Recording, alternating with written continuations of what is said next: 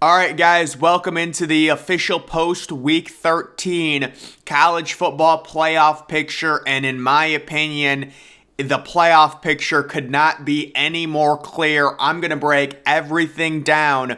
In my mind right now, I would say there's 5, maybe 6 teams that are alive for the playoffs, depending on what you guys think. I'm going to probably say there's only 5 teams, but there are situations where maybe Alabama might have a shot. This is a full unbiased breakdown, guys. So Michigan, they will be making it no matter what. We certainly expect them to beat Purdue. They're going to be double-digit favorites over Purdue. And you would think, the Big Ten West, not good this year. Michigan probably going to finish 13-0. Same thing with Georgia. LSU making it very easy for us. We don't have to worry about the hypothetical of LSU beating Georgia with LSU with 3 losses. It'll be very interesting to see what the committee does on Tuesday. Will Michigan be ranked first overall? And would Michigan even want to be ranked first, honestly, when you look at the potential matchup with USC compared to TCU? Personally, I would rather face TCU, but you can make an argument because of Michigan beating Ohio State and beating Penn State, 2 possible top 10 teams. They should be in front of Georgia, but Michigan and Georgia certainly are in the playoffs at this point. No questions asked. TCU going to be ranked 3rd. We all assume they are 12-0. They will face Kansas State in the Big 12 championship game. And guys, that game is a total toss-up. Kansas State has been playing really good recently. That is not a shoo-in for TCU. I know they've been so good this year. They always win close games. Right now, if TCU, they win, they go to 13-0. They're in, probably as either the 2 or the 3 seed guaranteed. They're probably going to be in that matchup if they do go 13-0. If they lose, we will come back to that because it gets interesting. But if they win, they're in. USC, they face Utah. Another toss-up, total toss-up. Utah is a really good team. I understand Utah has 3 losses, but if you look at ESPN FPI, the FPI actually favors Utah on a neutral field over USC, and that is mainly due to USC's extremely lucky turnover margin, along with USC's bad defense. So guys, both of those games are toss-ups. If USC loses and TCU wins, I think it's very obvious the matchups will be Georgia versus Ohio State in a 1v4 matchup and Michigan versus TCU in a 2v3 matchup. If USC wins and TCU loses, USC moves up to the number 3 spot. Ohio State moves up to the number 4 spot, and TCU is knocked out completely. Let's say both TCU and USC lose, which could happen. Would you be talking about both Ohio State and Alabama in? Because if USC loses, they're out of the picture. They have 2 losses. They would probably be behind Alabama at that point, or they would certainly be behind Alabama. And then it comes down to a 1-loss TCU versus a 2-loss Alabama. TCU not being a conference champion, Alabama having 2 losses. And of course, Alabama fans are arguing we have 2 losses by 4 points. Well, if you're really going to play that card, you also got thoroughly outplayed by Ole Miss. You got extremely lucky versus Texas. Do you really want to play that card that you lost 2 games by 4 points? Because you've had some wins that have been extremely lucky, Alabama. But that would be the way Alabama would make it, in my opinion. USC loses, they're out of the picture. That puts Ohio State in. And then you would have TCU maybe getting blown out by Kansas State. That really would open the door for Alabama a lot if TCU got blown out by Kansas State. It's not likely, but that would be the situation. And then, guys, this is the number 1 metric that, is valued. It's called strength of record. Right now, TCU is number 1. Of course, the major issue for TCU is their overall quality wins. The problem with the Big 12, there's a lot of solid teams. There's no great teams. So there's really been no super wins for TCU. I guess you could say the road win at Texas, but that's not a top 10 win. So TCU number 1, Michigan number 2, Georgia number 3, Ohio State, number 4. This is where, it would kind of be a big issue for USC down at number 6. But, we know the situation with USC. If they end up losing, they will be out no matter what. If they win, they're in. It's very simple. When you look at the overall FPI, this is where it hurts TCU. So TCU actually did improve significantly because they crushed Iowa State. They're up to number 10 in the FPI, but still, that is significantly lower than Alabama. It's significantly lower than Ohio State. Alabama and Ohio State at number 2 and number 3 in that ranking. So this is all going to be taken into account. The strength of schedule is relatively the same. When you look at all these teams, they're all in the 30s or the 40s. Alabama's actually at number 8, so that is good for Alabama. But I do think a lot of that has to do with teams like A&M being a little bit overranked in terms of their FPI metric. You get that a lot. So guys, this is what I can say right now, what I think is going to happen. Georgia's probably the 1 seed, although there is an argument for Michigan. Georgia's probably the 1 seed. By the way, I would not pay attention to these things at all. These, chances of making the playoff. This is not accurate. Kansas State has a 0% chance.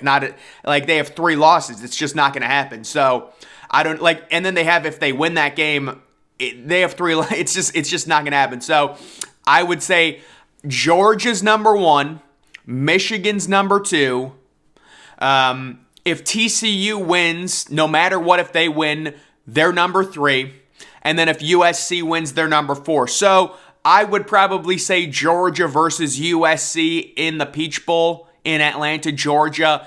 And then it would be Michigan versus TCU in Glendale, Arizona in the Fiesta Bowl. That would have to be the projection if everyone wins. If you get a USC loss, you would move Ohio State right into that number 4 spot. And I would almost assure they would want to avoid a rematch between Michigan and Ohio State. So they would rank Georgia number 1, and you would get the Ohio State-Georgia game.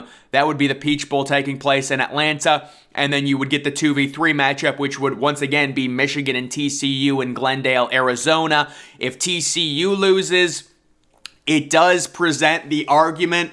A lot of the context of this really does matter between TCU and Ohio State, because there is going to be a lot of people that are going to be very angry if we get a TCU-Ohio State argument again and they end up going with Ohio State. They're going to say it's biased towards the bigger program we saw back in 2014, even though they got that right. And Ohio State ended up running through the playoffs, beating Alabama, beating Oregon. The history with TCU and Ohio State back in 2014 makes that argument. It would be a 12-1 TCU versus an 11-1 Ohio State. It makes that argument really interesting on what they would do. I think they would go with Ohio State, but it does matter how TCU loses. Like if TCU gets screwed by a call, that's where you start saying you look at TCU even losing that game and still going. If TCU loses fair and square to Kansas State, they don't have that top 10 win on their resume or even a top 15 win. Then again, guys, Ohio State, this is why, we really would have liked to see Notre Dame beat USC. Because, Ohio State's win over Notre Dame gets devalued a little bit with Notre Dame losing. I don't know how far Notre Dame will drop. The issue is Notre Dame does have 4 losses now. So the loss to USC, while it's a quality loss, USC is a good team. It's a road game. They were underdogs. How far does Notre Dame drop? Do they, you would think they would still be inside the top 20, but I don't know. So, and then you have the, maybe the crazy situation. What happens if Michigan loses to Purdue? Would they fall to number 3 or number 4? I guess you can say they would. What if Georgia loses to LSU? How far would they fall down? They would still make the playoffs, but I would say at this point, normally how these conference championships work, we very rarely, and you guys can look back on this, when a team is a double-digit point favorite, very rarely do they lose outright. Very rarely. It happens, I guess, but it's extremely rare. So based on history, we expect Michigan and Georgia to take care of business. They're number one, number two in any order. And then it comes down to TCU, which is going to be in kind of a toss-up game, but they will be favorites against Kansas State. And then USC will be in a toss-up game in the Pac-12 championship against Oregon, who is a lot better than their record says they are at 9-3. So that is the situation right now. I think if you're an Alabama fan, you need USC to lose. USC has to lose, and then you would like to see a combination of USC losing and TCU getting annihilated. You want to see USC losing, TCU getting annihilated for Alabama, and then that might do something crazy where you would get Michigan versus Alabama in a 1v4 game and Georgia versus Ohio State in a 2v3 game. You know, that's really far out there. I'm sure a lot of people probably wouldn't want that. They want new blood. They want to see TCU. They want to see USC. I'm just saying these are the options, obviously, with Clemson being completely out of it, with Tennessee being completely out of it, with LSU being completely out of it. The only two-loss team that might have a chance would be Alabama, and it's based off of their strength of schedule. It's based off of their FPI. It's based off of their strength of record. And then my big issue with Alabama fans is them saying that they lost 2 games by a combined 4 points while not understanding that they were basically given the game against Texas. They won that game by 1 point, and it was heavily aided by the referees, along with a few other games, including the Ole Miss game. That's a really bad Ole Miss team. That is not a good football team. And Ole Miss, to be honest with you, thoroughly dominated Alabama, outgained them by 150 yards. They were leading the entire game. So, you know, if Alabama fans want to talk about losing 2 games by a combined 4 points, that's all well and good. But I get to talk about your games where really you shouldn't have won. And there's 2 games where Alabama probably should have lost. So, you know, it's like they want to have their cake and eat it too. When really it goes both ways. They have 2 losses. They could very easily have 4 losses. I understand you could argue they could have 0 losses. I get it. Alabama is a very talented team, certainly. But the other thing I will say, we're starting to see a narrative form that Michigan crushed Ohio State. Guys, let's understand one thing when it comes to that Michigan-Ohio State game. How about we go back to halftime and the narrative, Michigan dominated Ohio State. Ohio State had 16 first downs at halftime. Michigan had 4. Yeah, that's a real they dominated. Yeah, they dominated. That was a 1-score game with 7 minutes left in the fourth quarter. Ohio State had 492 yards of offense. But no, yes, Michigan dominated. Guys, it's a casual fan narrative. These people don't actually watch the games. They look at the final score. They don't even look at the box score. They don't even look at the box score at this point. So certainly Michigan deserved to win that game against Ohio State. And also the other thing, Michigan was handed a free 4 points when it was 3rd and 10 from the 13-yard line, and J.J. McCarthy closes his eyes and throws it out of the back of the end zone. One of the worst pass interference calls I've seen in my life. A total bailout. It goes from a 4th and 10 field goal to a 1st and goal from the 2-yard line. People don't watch the games, guys. That's the problem, and we're getting a lot of ignorant people trying to comment on stuff they really just have no business talking about. That's the issue with this time of year. There's a lack of understanding. There is an ignorance to a lot of these situations because they really don't watch, and it's hard because it's like I'm trying to babysit these people. They don't know. It's like, a high school teacher trying to teach preschoolers or something. It's like you don't understand what's going on. So the situation right now, Georgia and Michigan for sure are in. TCU and USC winning in. TCU, if they lose, I'm guessing Ohio State passes them. It depends how TCU loses, but if they lose fair and square, I think they're going to be out. But again, we will have to see how the metrics set up for that because TCU's strength of schedule will improve. We'll see what happens to their FPI. I don't think it'll move much. I think they're pretty much stuck at number 10 in terms of FPI.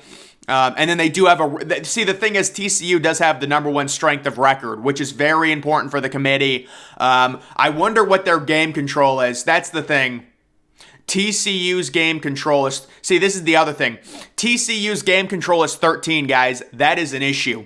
That is a real issue. That means you're not controlling games means you're kind of getting a lot of fluky wins. I don't know if that's being blocked, but they're 13th in game control. And then average win, I don't know what this is. This is not good for TCU either. They're 20th. So there are a few metrics that really don't like TCU, in terms of controlling games and things like that, and that gets taken into account. So if I was a TCU fan, just beat Kansas State. You're going to be slight favorites, and you're in the playoff. If you lose, I think you're probably out.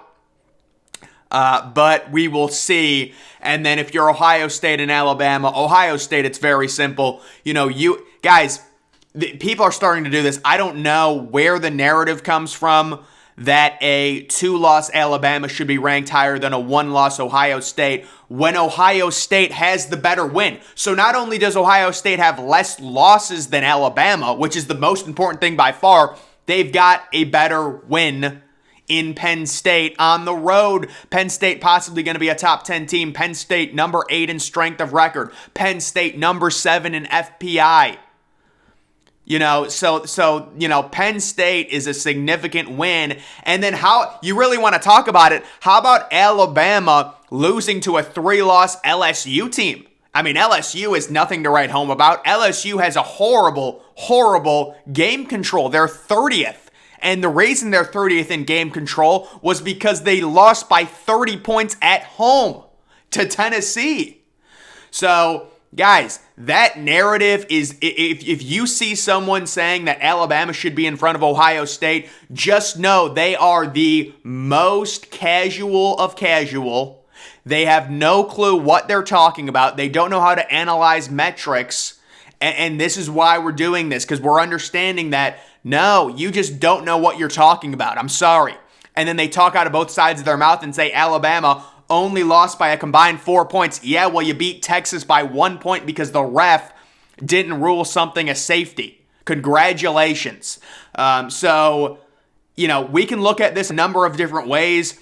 But, guys, it's very clear. I think the argument comes down to if TCU loses and USC wins, what do they do? Because then it's the argument of TCU versus Ohio State. That would be the only argument. They're going to try and drum up some fake argument of, what if USC loses? Would Alabama go in front of Ohio State? That's a totally fake argument. There's no situation where that happens. Ohio State would go to the number 4 spot, and this is where the nuance comes into play of actually watching the games and understanding it. And I said, listen, I think Ryan Day probably should be fired. I think Ohio State's not good, but still, this is an 11-1 football team. This is a team that has 2 top 20 wins, and this is a team that, what is Ohio State's game control? They're 4th in game control, I think. They're 4th in game control. Who's first? Georgia? Michigan 2nd? Right, so that does make sense. So, either way, guys, we will see what happens. When you're looking at TCU versus Ohio State versus Alabama, the metrics favor Ohio State and Alabama, but obviously TCU, even if they lose, they would have 1 loss. Alabama would have 2 losses, so that's not really comparable in terms of the record. It would be comparable with Ohio State. Ohio State would be 11-1, TCU would be 12-1. So TCU would have had to play 1 more game, which also has to be taken into account. Certainly, it does have to be taken into account, but it is an interesting argument. So that's where the current playoff situation stands.